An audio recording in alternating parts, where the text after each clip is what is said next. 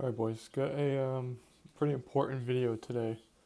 Um, as far as the trading, it wasn't too ideal today. I mean, I didn't end up taking any trades. I kind of wanted to just go over the one that I was going to take. I was just a little bit hesitant on. There was two setups that you could have gotten away with, and they ended up playing out pretty nicely. But other than that, I wanted to let you guys know about the free Discord I just put together. I'm going to be linking everything down in the description of the video. Um, I'm just trying to build this community as big as I can. You know what I mean? I know there's already a lot of other traders and stuff out there, and you're probably already watching them. I just think um, having a lot of similar like-minded people that trade similar that to me, or maybe to just kind of be looking to get into trading too. Very beginner friendly. I personally think. So yeah, that's mainly the big reason I want to do this. Again, free Discord in the description. Check it out. If you do end up joining, feel free to hit me up on Discord or any of my other socials, and we'll get the ball rolling from there. Um, yeah, so that's out of the way. Now we will hop into kind of like just the recap, I guess, of this morning, even though I didn't end up taking anything. So right away, jumping to the higher time frames, clearly just bearish bias, right? I mean, reacting off of OTE of the 4 hour range here, never closed above, staying true to that golden pocket area, as well as that displacement that we had to follow up on that. Um, what else we can see?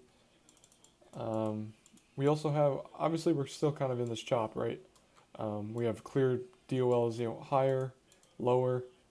Some are high resistant, some are lower resistant, and that was kind of the ideal thing for today, and or at least what I was thinking. So we had London highs, but at this time we already had an SMT up there, so this high, regardless, is going to be way more high resistant than any draw lower, right? Um, we had that. We were also reacting out of this 1 hour gap prior as well. So this is pretty much just a high resistant high sitting inside of a fair value gap on the 1 hour time frame. Why would I want to target that when I could just catch the rest of this like falling knife move? You know what I mean? So when you put it into perspective like that, it makes a lot more sense. However, I'm gonna go over kind of what happened at open. Oh, I went too far. So we ended up leaving this 15-minute gap, right? Boom, right here. We mitigated it right at 9:30. We came up. Again, this is too far. Came up. Obviously, still had the SMT here, and also actually with this high too. Um, so SMT tapping to that 50-minute gap, exactly what you want to see for now the distribution move to go lower in your favor. However, there was no 1 minute gap or anything. There was a 30-second gap, and it closes out like uh, somewhere down here, right in the middle of this big candle, I believe. Um, but the close wasn't good. Like the close would have been on this candle, you would have already taken out the low, so you could have pre-fired it. I was very close to doing that. Again, however, I wanted to see a little bit more structure, whatever the case may be, just to kind of put price in my favor even a little bit more.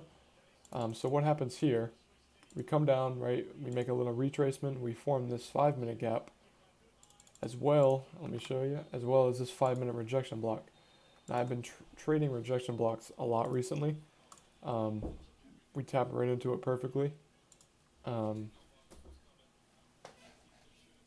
and then from here, sorry about that. From here, we react perfectly to the tick. We have a, play this forward, at CISD on the 1 minute time frame. After we reswept this high, and we might have formed, yeah, and there was also an internal SMT as well. So after all of these confluences put together, you very well could have just said, hey, I'm going to enter on the change in the state, right? Um, put a limit order here, wait to be tapped in,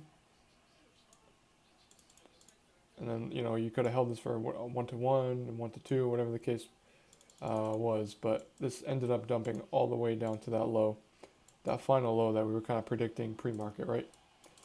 Um, and I think previous week low. Not yet. So we left previous week low, so that could be a good target for tomorrow. Hopefully, if the overnight session does not end up taking it. But however, those two trades were probably trades of the day. Other than that, I didn't really see much. Even the longs down here didn't make too much sense to me because we left previous week low. But yeah, that was those were the two trades, and I will catch you guys in the next trade recap, or hopefully I can catch you guys in the free Discord soon. If that is the case, again, once you join up, send me a message. I'll see that you joined and everything, but and we can just get the ball rolling, right? So I will catch you guys in the next trade recap, hopefully tomorrow. So peace out.